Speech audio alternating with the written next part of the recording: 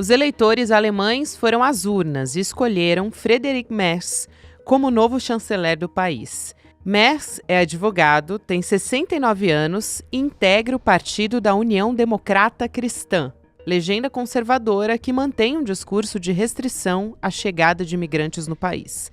Além da eleição do novo chanceler, o que também preocupa é o avanço do partido da extrema-direita da Alemanha, a AfD. Liderado pela Alice Weidel, a sigla conseguiu quase 21% dos votos, o que garante 152 cadeiras no parlamento alemão. Esse resultado não surgiu da noite para o dia. A AfD vem construindo a sua notoriedade desde 2013 e ganhou mais holofotes com a ascensão da extrema-direita no mundo. Figuras de grande projeção mundial, como Elon Musk e o Steve Bannon, já demonstraram apoio à AfD. Os dois, inclusive, fizeram gestos nazistas durante encontros do partido. Para a extrema-direita mundial, ganhar terreno na Alemanha tem um significado simbólico. O país foi berço do nazismo, com uma ideologia eugenista, violenta e brutal, liderado pelo Adolf Hitler durante o Terceiro Reich.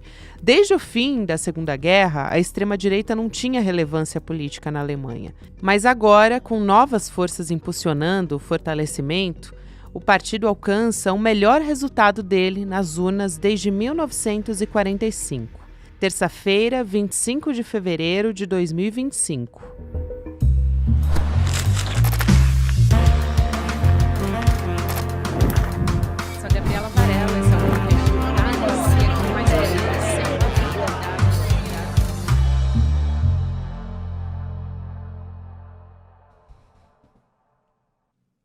Olá, seja muito bem-vindo, seja muito bem-vinda. Eu sou a Gabriela Varelli e esse videocast em detalhes. Aqui sempre com um convidado, uma convidada, a gente analisa uma temática, uma notícia importante do momento. Para começar a semana, a gente vai entrar mais uma vez em temas ligados a relações internacionais. Vou conversar com o professor Rubens Duarte, que é doutor em política e estudos internacionais. Rubens, prazer falar contigo mais uma vez, seja muito bem-vindo. Obrigado, Gabriela. É sempre um prazer conversar com você. Saudações também a todas e todos do ICL, quem nos assiste.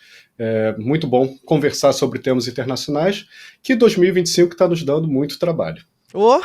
Não tá faltando não, Rubens. Antes da gente começar a nossa entrevista aqui no Em Detalhes, eu quero te lembrar e te convidar para participar de um evento com a gente hoje. A Juliana Dalpiva entrevistou os filhos do ex-deputado Rubens Paiva, que foi torturado e morto durante o período da ditadura militar, o Marcelo Rubens Paiva, que escreveu o livro Ainda Estou Aqui, que deu origem ao filme, que está concorrendo ao Oscar, e também a Vera Paiva. Então, se você está me assistindo no formato em vídeo, você pode apontar o celular para o QR Code que está na sua tela ou acessar emdetalhesicl.com.br para se inscrever, garantir a sua vaga. Para assistir a entrevista é de graça e a gente não deve ter replay. Então, fica o convite aqui para você participar. Esse evento vai ser junto com a Dalpiva ao vivo, hoje, dia 25 de fevereiro, terça-feira, ao lado do Edu Moreira, para repercutir essa entrevista que foi, assim, histórica, muito sensível. A gente conversou também aqui no Em Detalhes, recomendo que você volte para assistir como é que foi essa entrevista com a Juliana Dalpiva e também sobre o livro que está sendo lançado a respeito dos bastidores desse assassinato. Então, você fica sabendo de tudo aqui com a gente. Reforço, é de graça e não vai ter replay. Em detalhesicl.com.br para assistir. Agora sim, a gente vai começar a nossa entrevista de hoje. Vamos começar falando, a gente teve uma vitória do partido de centro-direita, a União Democrata Cristã, venceu as eleições parlamentares na Alemanha nesse último domingo, mas o que chama atenção para a gente começar a nossa conversa é a AfD, segundo partido mais votado, um partido neonazista, com 20% do parlamento alemão. O que isso significa? E eu queria lembrar aqui um episódio para dar aqui um pouco do termômetro do que está acontecendo, né? Mas é que a Le Pen parece até um pouco moderada perto da AfD. A gente tinha uma coalizão dentro do Parlamento Europeu e a AfD chegou a ser expulsa dessa coalizão porque uma dessas lideranças, depois de uma liderança da AfD, deu uma declaração fazendo uma referência à SS, né, as tropas de assalto do Adolf Hitler. Então, esse é o nível aqui que a gente está conversando, não é isso? De fato, é uma coisa que assusta muito pela questão cultural, né? Então, a Alemanha, obviamente, foi o país que mais sofreu, né, com as partes negativas do nazismo, e é uma tristeza ver um partido neonazista que tenta fazer um revisionismo histórico, que tem ligações com o passado nazista, se fortalecendo tanto, né, chegando a 16% do Congresso. Então, desculpa, 20% do Congresso. Então é uma força expressiva, mas também não está desconectado do mundo, né? Então a gente tem que se lembrar que na primeira turno da eleição francesa, a extrema-direita de Le Pen chegou a 30% e depois no segundo turno caiu, ficou por volta de 16%, 13%. Mas esse resultado está pela Europa inteira. Então o Chega em Portugal, se eu não me engano, chegou a 30% dos votos, a extrema-direita também avançou nos Países Baixos, na Itália está no poder. Então, assusta também pela questão histórica, né? Então, a Alemanha, que foi o berço do nazismo, está voltando a votar e acreditar nessa alternativa fascista para governar o país. Isso assusta. Sem dúvida, e acho que vale a pena a gente lembrar também do Elon Musk se envolvendo nessa história, né? Além da saudação nazista na própria posse do Donald Trump, ele também foi para o X, a plataforma que é dele, para demonstrar apoio publicamente à AfD, dizendo que, enfim, que era o ideal, né? Estava apoiando abertamente o partido neonazista alemão. Aqui também eu ia até passar para você para a gente tentar entender o que que ele ganha com isso, né. E não foi só no X, né? Ele participou de algumas, por link Isso, verdade. internacional, participou da campanha pela AfD, dizendo que seria a alternativa para a Alemanha seria a melhor opção para a Alemanha votar. Então, é uma campanha, uma articulação desses movimentos internacionais. Para o Musk, né, eu acho que tem uma questão de conveniência mais do que princípios, né? Então, a extrema-direita ela tem, junto com ela, nessa onda atual, uma bandeira, né, de liberdade de expressão a qualquer custo, mesmo que isso destrua princípios básicos da democracia e direitos defendidos pelas minorias, né, e de respeito ao próximo. Então, eu acho que essa liberdade de ação e falta de responsabilização das redes sociais é o que mais interessa ao Musk, né? Atuar livremente, ganhar dinheiro livremente, a custas do bem-estar social, da civilidade e da democracia. Então, o que importa para o empresário é o lucro e não o bem-estar social. Claro. E tem um compromisso, aí falando da CDU, né, de não fazer qualquer aliança, até o momento, pelo menos, com a AfD, né. Aí a CDU tá esperando, pelo menos essa é a expectativa, para ver se o Partido Liberal iria conseguir passar na cláusula de barreira, que é o FDP, estava com cerca de 4,5%, precisaria de 5%, né, para ser viável.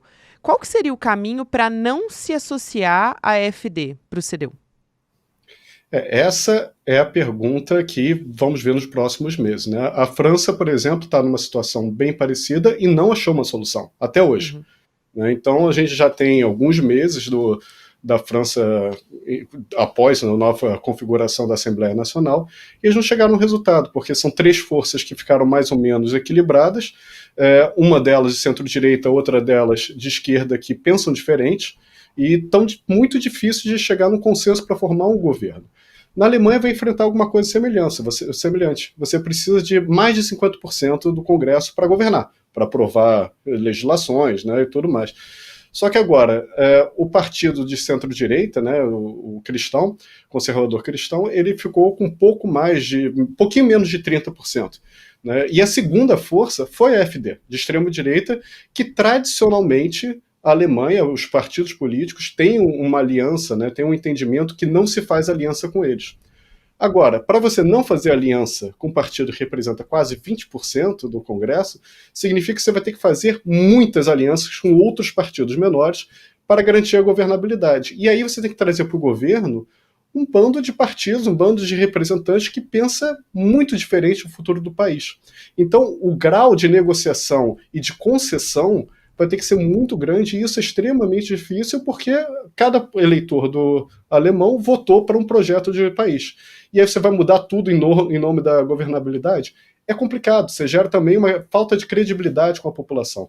Então, os próximos meses vão ser dessa negociação para ver quem vai ser o chanceler, muito provavelmente será do partido ganhador, mas quais são as coalizões que eles vão fazer. Muito provavelmente, o governo atual, né, que é da social-democracia alemã, teve sua pior votação na história, mas é muito difícil de imaginar ele fora da coalizão que vai tomar posse agora, porque ainda assim tem 16%, ainda é um partido muito importante, muito votado, e enfim, vai ser parte dessa coalizão, só que obrigatoriamente tem que ter outros partidos. Quais serão? Fica a questão. A gente vai ter que aguardar os próximos capítulos. Agora, se associando aos Verdes e ao SPD, também o SPD, que é da centro-esquerda, também está enfraquecido, né? Então, é ali uma sinuca de bico mesmo. Agora, um movimento que me chamou muita atenção, e eu queria te ouvir sobre isso, é o partido mais à esquerda que o SPD. Que também cresceu. E esse é um movimento interessante porque o Friedrich Merz foi dizer que a esquerda acabou. Só que isso mostra, de certa forma, um espaço, né, o de link, para a esquerda crescer.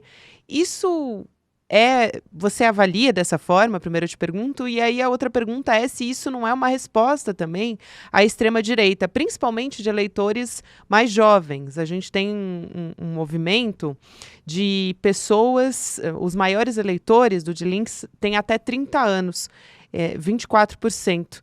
Então, eu achei bastante interessante da gente trazer esse aspecto aqui também.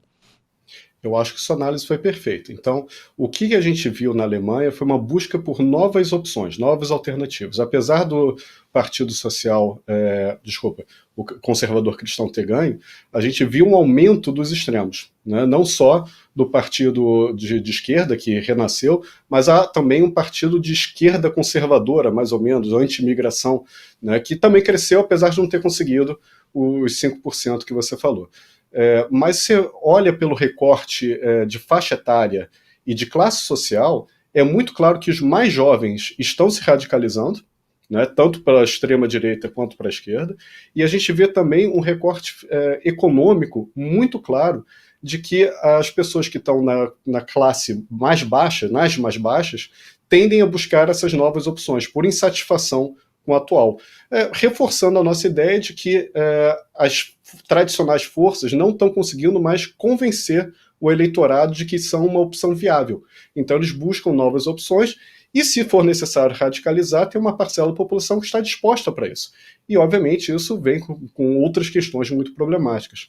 Outra coisa que também fica muito curiosa é ver a divisão geográfica dos partidos. Então, o Partido Conservador Cristão ganhou em toda a Alemanha na parte que era capitalista, enquanto que a AfD ganhou na parte que era controlada pela União Soviética. Isso é muito interessante de ver, que existe também uma divisão da Alemanha geográfica que não foi superada mesmo depois de 60 anos do fim da Guerra Fria. Né? Então, essa questão de apego aos princípios democráticos e liberais, ela também varia de acordo com a faixa etária, com a faixa econômica e com o lugar, com a cidade onde você está. Um país dividido, né? E a gente viu isso também na França, né? Então a Provence, né? A Provença francesa, votando muito no Rassemblement National, né? Que é o partido da Le Pen, enquanto que os grandes centros continuam votando ou na centro-direita ou na esquerda. Muito bem, eu também queria pedir sua ajuda, professor Rubens, para a gente tentar entender como é que aconteceu esse enfraquecimento do Olaf Scholz. Daqui a pouco eu vou perguntar sobre as novas lideranças também. Mas ele foi uma liderança fraca, né? Assim, sendo bem simples aqui na avaliação, mas até sem carisma também, mas nunca despontou como um líder europeu. Houve muitas críticas em relação ao enfraquecimento, no enfrentamento à inflação, também na guerra entre Rússia e Ucrânia. Então, a gente viu um enfraquecimento econômico muito forte e uma crise política. Isso tudo contribuiu para esse enfraquecimento dessa liderança do Scholz? Para citar aqui só alguns aspectos. Eu vou adicionar mais uma coisinha. Eu concordo com você, mas eu acho que a gente tem que lembrar que o chanceler alemão ele viveu na sombra da Merkel. que Uhum. ficou anos lá, que era uma pessoa muito forte, muito conhecida, muito estabelecida, né, no poder, e ela sai, deixa um vácuo de poder, deixa uma carência, deixa um saudosismo, digamos assim, e é muito difícil você assumir o poder depois da Angela Merkel, né? Além disso, você falou muito certo, eu acho que a guerra, né, e a crise internacional e da Covid, ela aumentou o custo de vida, aumentou a inflação, criou dificuldades na indústria alemã, também a competição com a indústria chinesa, né, também é uma coisa que deve se contar. A guerra com a Rússia, né, Rússia e Ucrânia, elevou o preço da energia, criou várias outras crises e isso impacta na economia. E cada vez mais a gente está vendo que os eleitores votam menos com a razão, mais com a paixão e olhando para o próprio umbigo, ou seja, os resultados econômicos importam principalmente quando está olhando para seu eixo familiar. Se a pessoa está indo no mercado e está sentindo que seu salário está ficando defasado, ela cria uma insatisfação muito grande e não importa os números nacionais, se estão bons, se estão ruins, mas aquela sensação de perder poder de compra, ter a sua vida pior do que era anteriormente, gera uma vontade de mudança.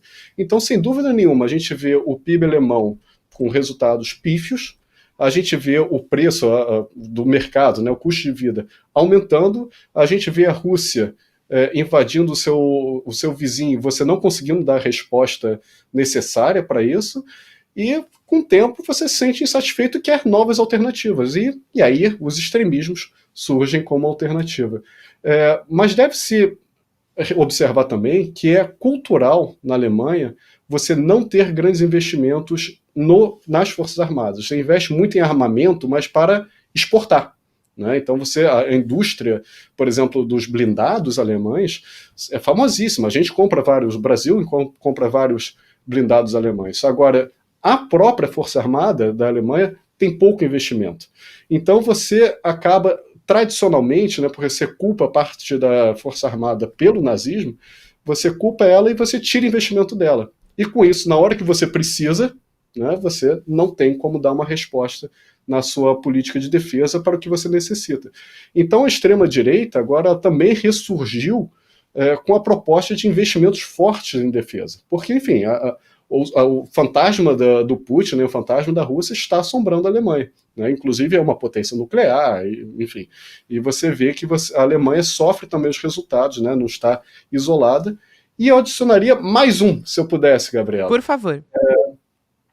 O Trump, né, os Estados Unidos, tradicional aliado, se mostrou não confiável. Né? Porque na hora que for para abandonar, né, os Estados Unidos apoiava a OTAN, apoiou a expansão da OTAN em direção da Rússia, apoiava várias medidas, só que aí na hora que o bicho pegou, né, para usar um termo bem coloquial, mudou o governo, Trump está aí e simplesmente abandonou a Ucrânia e abandonou a Europa à própria sorte. Então, existe também uma chamada de atenção de que a Europa precisa ser um pouco mais autônoma, ao invés de ficar dependendo tanto dos Estados Unidos. E os partidos tradicionais não trazem isso. Então, quem está usando esse discurso são os partidos mais extremos. Excelente, você já foi na próxima pergunta que eu queria te fazer, que era sobre o Donald Trump mesmo, né? Primeiro porque o Merz, quando ele fez o discurso, ele disse: a minha prioridade absoluta vai ser fortalecer a Europa o mais rápido possível para que, passo a passo, a gente possa realmente alcançar a independência dos Estados Unidos. Essa foi a frase. E o Trump dizendo que foi um grande dia para a Alemanha, mas me parece que ele estava falando muito mais sobre o crescimento da AfD do que sobre a SDU, né? A CDU, perdão. Não, sem dúvida nenhuma. Eu acho que ele estava comentando os resultados eleitorais e não o investimento em defesa. O investimento de defesa, eu acho que vai acontecer. Né? Primeiro que já vem acontecendo. O investimento mundial em defesa vem crescendo vertiginosamente. Então, não é uma novidade aí. E a Alemanha, eu acho que vai seguir essa tendência. Né? Pelo menos os debates eleitorais mostraram isso. Mas me parece que o Trump estava comemorando, sim, o avanço dos conservadores. Tantos conservadores, né? A gente tem que esquecer que, tudo bem, o partido da AfD, eu acho que é o partido que o Trump estava torcendo, teve um resultado expressivo, mas o de centro-direita também ganhou, que também é conservador. Né? Então, eu acho que essa vitória dos conservadores também é uma coisa que o Trump comemoraria, né? Porque faz parte da política internacional dele, que ele vem implementando de uma forma muito radical, né? Então, primeiro governo Trump, ele tinha essa ideia de que o sistema internacional não mais atendia os interesses dos Estados Unidos, então, portanto, deveria mudar. Só que agora ele está querendo implementar isso de uma forma muito mais agressiva, e os primeiros alvos dele, né, a gente tem que se lembrar, são tradicionais aliados. Então, foi o Canadá, foi o México, os dois do NAFTA, foi a Colômbia, que na América do Sul é o país que mais se aproxima, né, historicamente, dos Estados Unidos é a Colômbia, foi o alvo, a Ucrânia, né, e agora a Europa. Então é muito interessante ver que a política externa do Trump está começando com uma política de, sei lá, disciplinadora, uma política de poder, de mostrar quem manda mesmo, de apertar a rédea dos principais aliados. E depois aí sim eu acho que eu entendo que o Trump vai mudar o foco e vai para os outros países, e aí o Brasil está incluído nisso. Agora, Rubens, eu quero te pedir uma ajuda para a gente pensar um pouco em qual que é o perfil do Friedrich Merz, né? Primeiro falando do líder da CDU, que vai ter essa missão de formar um novo governo alemão. Depois a gente pode trazer também um perfil da Alice Weidel, apesar da gente já ter falado um pouco sobre a AfD, né? Vai ser o partido que vai ser a segunda força política no país. Então, é bastante importante também a gente entender que eu até definiria um pouco a Weidel como um contrassenso ambulante. Assim, acho que a gente não tem nada parecido. Aqui no Brasil, não tem nenhum exemplo de nada parecido com isso. Sem dúvida nenhuma. Eu acho que, para começar com ela, de fato, ela é uma pessoa que tem políticas que atacam os direitos da minoria, muito embora ela seja assumidamente gay, casada com uma imigrante de Sri Lanka, e ela tem uma forte política anti-imigração. É uma coisa que, de fato, desafia a nossa racionalidade, mas eu acho que na hora do vamos ver, na hora que ela vai implementar alguma política, e os votos dela no Congresso são muito coerentes com a política da FT, independentemente da vida dela pessoal. Então ela tem uma forte vertente anti-imigração, inclusive anti-imigração para expulsar, né, para acabar com alguns refúgios, dificultar o refúgio, fortalecer as fronteiras, diminuir o tamanho do Estado, diminuir o estado do bem-estar social. Então a política dela me parece muito parecida com essa política de extrema-direita, autoritária, ultraconservadora. Agora, o perfil dela na vida pessoal é diferente, mas para a vida pública isso não interessa. Para a vida pública interessa o que ela defende, o que ela vota. No caso do Merz, né, qual vai ser a política dele, eu acho que ele é bem o partido mesmo, ele representa bem os ideais históricos do partido dele.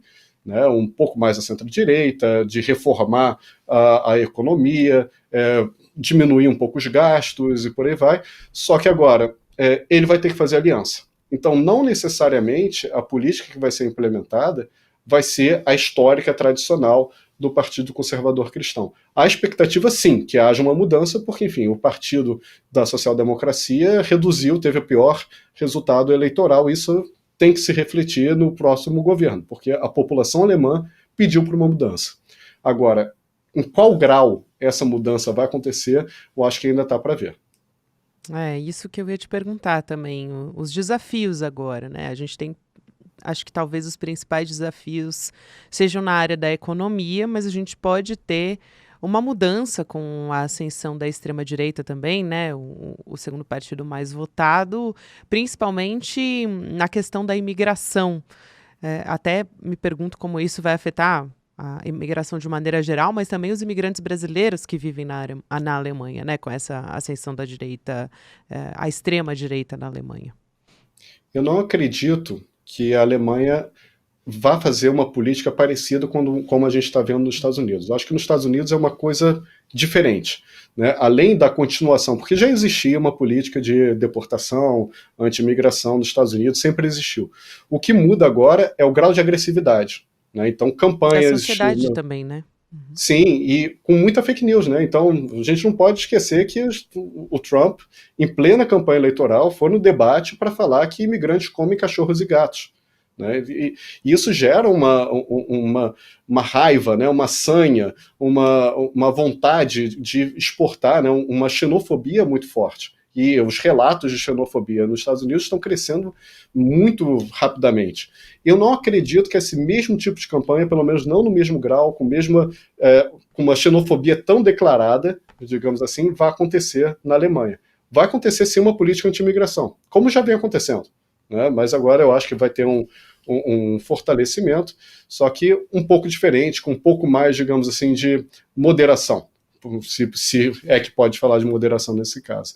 Agora, o desafio econômico eu acho que está dado, né? A gente está vendo uma desindustrialização na Alemanha também, o que é complicadíssimo, né? Porque a indústria alemã é conhecida na Europa, a indústria automobilística, por exemplo, na Alemanha é muito forte, então vai ter alguma medida para tentar reverter esse processo, mas eu acho que o principal desafio ainda está na área política, porque a gente está vendo a França ingovernável, né, com 3 blocos que não conseguem se acertar, e precisando formar um primeiro-ministro, o Macron com uma legitimidade cada vez menor.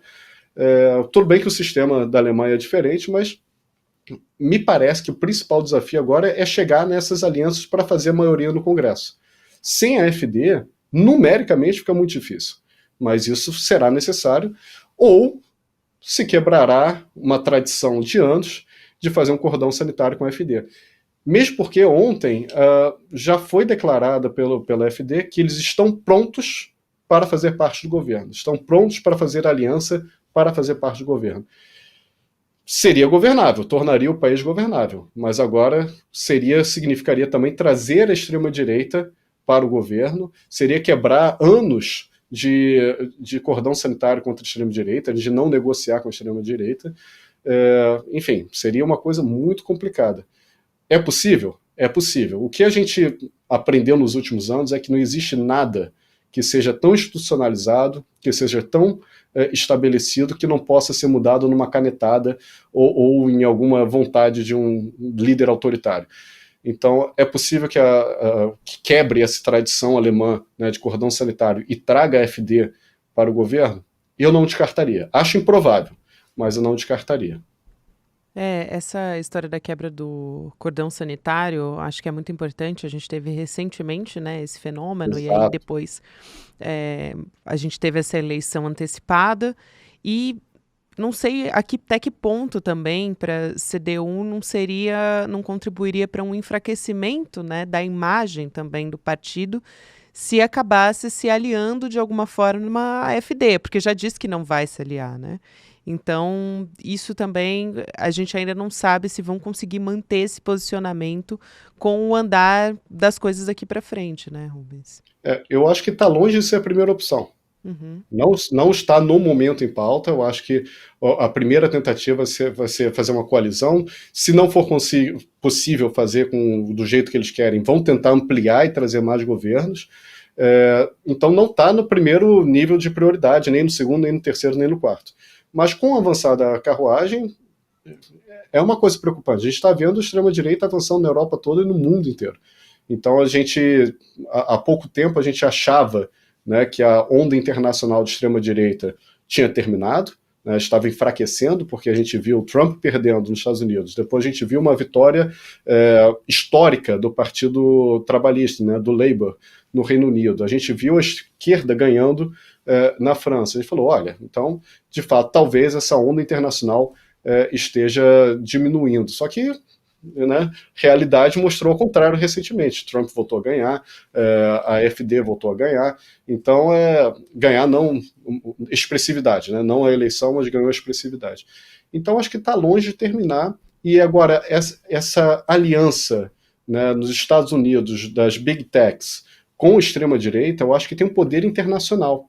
E outra coisa que a gente tem que prestar atenção, aquela decisão do Trump, né, de retirar o dispositivo que impedia que empresas dos Estados Unidos participassem de esquemas de corrupção internacionalmente, né, que existia essa lei que era o seguinte: se uma empresa dos Estados Unidos participa de um contrato fraudulento no mundo, ela seria punida também nos Estados Unidos. O Trump simplesmente tirou essa cláusula. Dr. Rubens Duarte, professor, muito obrigada pela sua presença, sempre um prazer te receber aqui, especialmente hoje, porque Rubens foi para casa correndo para nos atender, então obrigada demais pela gentileza, eu adoro te receber aqui no Em Detalhes e no ICL. Um abraço grande, querido. É sempre um prazer estar aqui no ICL, e se chegar uma multa de excesso de velocidade, eu vou endereçar para você. Não fiquem preocupados com isso.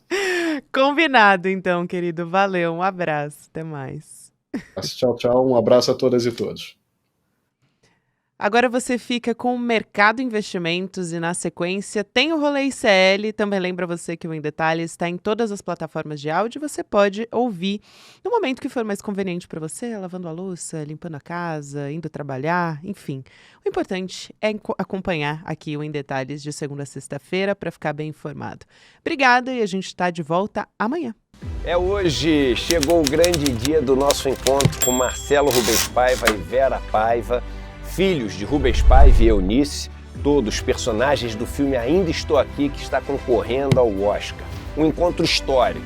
Que sorte que você está vendo esse vídeo, você não pode perder esse encontro hoje à noite. Não tem replay e ele vai ser absolutamente maravilhoso. À noite a gente se vê.